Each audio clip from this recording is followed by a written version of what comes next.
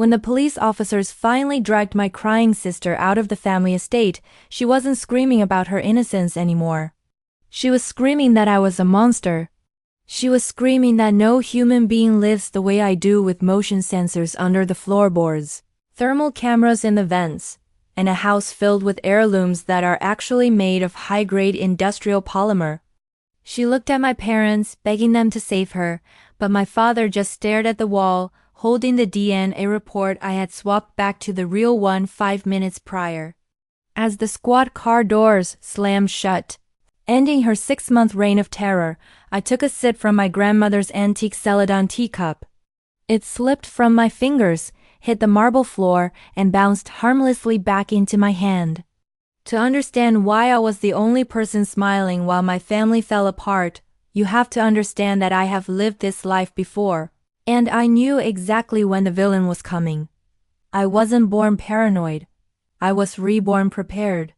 In my previous life, or perhaps in the trashy novel I had read before waking up in this body, I was the tragic, fragile heiress who died of a broken heart after her long-lost sister returned to steal her inheritance, her fiancé, and her parents' love. But when I woke up as Eva at age 5, I decided I wasn't going to follow the script. I spent 15 years cultivating the perfect persona. To the outside world, and even to my own parents, I was a delicate flower. I was the girl with the weak constitution, the one who flinched at loud noises, the one who needed constant protection. But in the shadows, I was fortifying my castle. I told my parents that my anxiety was so severe that I feared breaking things. I sobbed until they replaced every priceless Ming vase, every crystal chandelier, and every porcelain plate with custom-ordered, high-fidelity rubber and polymer replicas. They looked identical to the real things but were virtually indestructible. I told them I felt unsafe. So they installed a military-grade security system that recorded audio and video in every corner of the house, including the garden. I wore a panic button disguised as a diamond pendant against my chest every single day. I was a spider sitting in the center of a web made of steel, just waiting for the fly to arrive. And on a rainy Tuesday in November, the fly finally buzzed at the door. She looked exactly like she did in my nightmares. Her name was Claire. She stood on our doorstep clutching a crumbled DNA report, rain plastering her hair to her face, looking like the picture of tragic poverty. She introduced herself with a trembling voice, her eyes red and puffy. "Sister," she whispered, looking at me, "I'm not here to take anything from you. I just want a complete family. I just want to know where I come from." My parents were immediately heartbroken. The guilt of losing a child years ago washed over them. My mother was already crying, reaching out to touch Claire's face. The scene was set for a heartwarming reunion. But I saw the calculation in Claire's eyes. She scanned the foyer, calculating the net worth of the furniture, the art, and the jewelry my mother was wearing. Then she made her first move. She threw herself dramatically toward me, sobbing, intending to hug me or knock me over. I sidestepped with the grace of a dancer. Claire stumbled, her momentum carrying her forward until she crashed into the massive, 6-foot-tall blue and white porcelain vase standing in the corner. In a normal house, that vase would have shattered into 1,000 jagged shards. It would have been a dramatic entrance, a symbol of broken peace. Claire squeezed her eyes shut, waiting for the crash, waiting to scream about how clumsy she was to garner sympathy. Thud. The vase didn't shatter. It hit the floor with a dull, rubbery bounce, rolled once, and settled against the wall completely intact. The silence that followed was deafening. Claire opened one eye, staring at the unblemished vase. She looked up, her mouth hanging open. "Are you insane?" she blurted out, breaking character for a split second. "Who makes a vase out of solid rubber?" My mother, bless her heart, immediately rushed forward to help Claire up. "Oh honey, are you okay? That must have startled you." I double quotes Claire stammered, her face flushing red. "Why didn't it break?" "It's because of Eva," my father explained gently, patting me on the shoulder. Your sister has a phobia of fragile things. We had all the porcelain and glass in the house replaced with custom polymer years ago to make her feel safe. It's a good thing too, or that antique would be history. I stepped forward, hiding my smirk behind a lace handkerchief. I'm so sorry, Claire. My nerves are just so bad. I hope the rubber didn't bruise you. Claire looked at me, and for the first time, I saw the hatred flash behind her teary facade. She realized then that this wasn't going to be a normal con, but she was committed. She moved into the guest room down the hall, and the war began. For the first few weeks, Claire played the role of the eager-to-please newcomer. She tried to bond with my mother over cooking. But I had already cataloged every allergy and preference my mother had. When Claire suggested peanut butter cookies, I gently reminded Mom about her inflammation issues. When Claire tried to reorganize the pantry, I pointed out that the staff had a specific system and we shouldn't burden them. Failing to win over the household with charm, Claire decided to target the family heirlooms again. She needed a moment of high drama to make me look bad or to frame me for bullying her. One evening, we were all in the drawing room. My father was reading the paper, and my mother was knitting. Claire walked over to the mantelpiece and picked up a small, delicate-looking celadon teacup. It was one of the few items that looked genuinely ancient. "Sister, this cup is so beautiful," Claire said, her voice dripping with longing. I noted it was grandmother's favorite. "Yes," I said, not looking up from my book. "Be careful with it." "I never got to meet grandmother," Claire said, a tear rolling down her cheek. "I didn't have nice things growing up. Can I just hold it for a moment? I feel like I can feel her spirit in it." My parents melted. "Of course, Claire," my mother said. "Eva, let your sister look at it. She's part of the family now." I hesitated, purely for show, before nodding. Claire picked up the cup with exaggerated care. She turned her back to our parents, facing me. She shot me a look of pure, unadulterated malice, a smirk that said, "I'm going to break this, blame you and break their hearts." Then she tripped. "Oh no!" she shrieked. She launched the teacup into the air. It wasn't a slip. It was a throw. She aimed it specifically at the hard marble hearth of the fireplace. She covered her face with her hands, already sobbing. "I'm so clumsy. I'm so sorry." The cup hit the marble, BOing. It bounced like a tennis ball. It ricocheted off the hearth, hit the coffee table, and rolled to a stop at my father's feet. The room was utterly silent. You could have heard a pin drop. Claire was peeking through her fingers, waiting for the sound of shattering ceramics that never came. When she saw the cup sitting there, perfectly fine, her face turned a deep, violent shade of purple. My father picked up the cup and chuckled. "Thank goodness for the polymer replicas. Eva insisted on this one specifically because grandmother loved it so much. If that had been real ceramic, we would have lost a piece of history today. I thought..." Claire stuttered. I walked over, picked up the cup, and dusted it off. "It's okay, Claire. I know you're not used to our house yet. Here." I reached into the cabinet and pulled out a second, identical cup. Grandmother actually ordered a whole set of these replicas before she passed, knowing how clumsy I was. "You can have this one. It bounces too." Claire took the cup, her knuckles white. She looked like she wanted to scream, but she forced a stiff smile. "Thank you, sister. I'll have to be very, very careful." After 2 humiliations involving rubber furniture, Claire went quiet for a few days.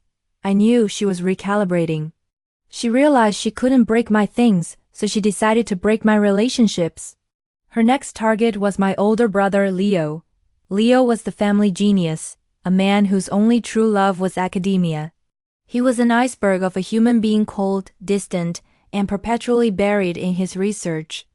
He spent his days in the West Wing study, working on a doctoral manuscript that he had been writing for 3 years.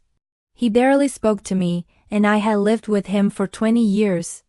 Claire didn't understand Leo. She thought he was just a man who needed a woman's touch. She started bringing him handmade pastries and soups. She'd knock on his door with a tray, wearing her most innocent smile. "Brother, you must be hungry working so hard," she'd coo. Leo would open the door, look at the food, look at her, and say, "I'm allergic to gluten. Please stop interrupting me." Then he slammed the door. Undeterred, Claire tried to feign intelligence. She memorized lines of poetry and obscure philosophical quotes, trying to drop them into conversation when he walked through the hallway. She looked ridiculous, like a toddler trying to explain nuclear physics. Leo ignored her completely. Desperate and running out of time, Claire decided to go nuclear. If she couldn't make him love her, she would make him hate me. Late one Tuesday evening, Claire rushed into the living room where I was reading. She grabbed my wrist, her eyes wide with fake panic. "Eva, quickly. I think there's a stray cat in the back garden and it looks hurt. It's bleeding everywhere. We have to help it." "A cat?" I asked, raising an eyebrow. "The garden is enclosed. Please. You love animals, don't you? It's dying." She dragged me toward the back door. I knew there was no cat. But I also knew I had to play along to see what her endgame was. I let her lead me into the dark garden. It was silent. "Where is it?" I asked. Suddenly Claire clutched her stomach. "Oh God, my stomach! I think I ate something bad. I need the bathroom right now." "Go inside," I said. "I'll look for the cat." "Thank you." She sprinted back toward the house, leaving me alone in the garden. I waited exactly 3 minutes. I checked my watch. I watered a few of the orchids in the greenhouse to pass the time. Then, I walked back inside. As soon as I entered the hallway, I heard the roar. It was a sound I had never heard before, my brother Leo, screaming in pure, unadulterated rage. "Which one of you did this?" I ran toward his study. My parents were already there, rushing down the stairs in their pajamas. We all converged on the open door of Leo's sanctuary. The room was a disaster zone. Papers were everywhere. Books were pulled off the shelves. And in the center of the desk, Leo's laptop was smashed on the floor. And a stack of papers, his manuscript, was torn into shreds and covered in black ink. Leo was standing in the middle of the carnage, his face red, his chest heaving. 3 years, he growled. 3 years of research, gone. Claire was standing by the door, her hand over her mouth. "Oh my God," she whispered. "Leo, this is terrible." Leo turned to us, his eyes wild. "Who was in here?" "I went to the kitchen for 5 minutes to get water. Who came in here?" Claire stepped forward, her voice shaking. I don't want to cause trouble ... but ... She looked at me, then looked away quickly. "I saw Eva walking past the study just a few minutes ago. She looked ... upset." My father turned to me, his face stern. "Eva, were you in here?" "No," I said calmly. "I was in the garden. Claire told me there was a hurt cat." "A cat?" Claire looked confused. "I never said that. I've been in my room all night reading.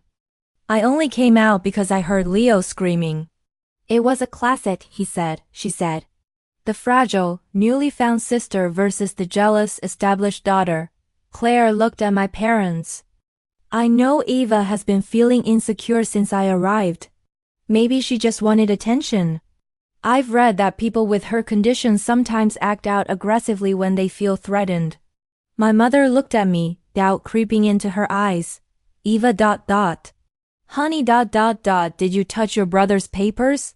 "She did it," Leo shouted, pointing at me. "She's always been jealous of my work." Get out of my sight." Claire suppressed a smile. She had won. She had destroyed the family dynamic in one stroke. I didn't yell. I didn't cry. I simply walked over to the wall where the thermostat was mounted. "Leo," I said softly, "you're the smartest man in this family. Do you really think I would be stupid enough to destroy your work without a backup?" Leo paused. "What?" And I continued, "Do you really think that in a house where the vases are made of rubber because of my paranoia, I wouldn't have security cameras in the hallway?" Claire's face went pale. I installed hidden cameras in every corridor 3 years ago, I said, tapping the smart home panel on the wall. Dad, Mom, look at the screen. I pulled up the feed from 8:15 p.m. The video showed Claire walking down the hallway. She looked left, then right. She was holding a bottle of black ink. She slipped into Leo's study. 4 minutes later, she walked out, empty-handed, wiping ink off her fingers onto her skirt. The video then cut to the garden camera, showing me standing alone, watering orchids for 10 minutes. The silence in the room was heavier than the rubber vase. Leo turned slowly to look at Claire. The look in his eyes was terrifying. It wasn't just anger, it was cold, scientific dissection. You, he whispered. You destroyed my thesis. Claire backed away. The video is faked, she faked it. She's a computer genius, she doctored the footage. It's a live feed, Claire, I said. My father walked over to Claire. He didn't look like the gentle dad anymore. He looked like the CEO he was. You went into your brother's room and destroyed his life's work to frame your sister? No, she made me do it. She's a witch. She's been tormenting me since I got here. Claire screamed, realizing her plan was crumbling. She's not even your real daughter. Look at her. She's cold. She's calculating. She's a monster. Actually, I interrupted. Leo, did you back up your files? Leo adjusted his glasses, his composure returning. Of course I did. I have 3 cloud backups and an external drive in a fireproof safe. The papers she destroyed were a draft from last month. The laptop was an old model I used for browsing. He looked at Claire with disgust. You destroyed garbage. But the intent is what matters. My mother was sobbing now, but she wasn't looking at Claire. She was looking at my father. We brought a stranger into our house, she whispered, and she tried to tear us apart. Get your things, my father said to Claire. His voice was ice. You are leaving tonight. You can't kick me out. Claire shrieked. I'm your daughter. I have the DNA test. About that, I said, pulling a folded piece of paper from my pocket. I ran my own test. I swiped your hairbrush on the first day. I sent it to 3 independent labs. I handed the report to my father. She's not your daughter, Dad. She's a con artist named Sarah Jenkins. She's been running this scam on wealthy families in 3 different states. She pays off a lab technician to forge the initial results. Sarah froze. The game was over. I called the police 10 minutes ago, I added, checking my watch. They should be at the gate right about now. As if on cue, the red and blue lights flashed through the front window. Sarah lunged at me. She screamed a primal sound of rage and threw herself at me, fingers curled into claws, aiming for my eyes. I didn't move. I didn't flinch. Leo stepped in front of me, catching her wrists in midair. He twisted her arms behind her back with surprising strength. Do not touch my sister, he snarled. The police officers rushed in, handcuffs ready. They dragged Sarah out of the house, her heels dragging on the polymer floor, leaving scuff marks that would easily buff out. We stood on the porch and watched her go. My mother hugged me tight, apologizing over and over for doubting me. Leo patted me on the head in awkward, rare gesture of affection. You knew, Leo said quietly, as the squad car drove away. You knew she was a fake from the start. Why did you wait so long? I had to be sure, I said, leaning my head on his shoulder. And I needed you all to see it for yourselves. If I had told you on day 1, you would have hated me for rejecting a sister. Leo nodded. You're terrifying, Ava. I know, I smiled. We went back inside. I picked up the rubber Celadon cup from the floor and placed it back on the mantel. It looked perfect, just like this family. We were made of synthetic materials, fortified with paranoia and completely unbreakable.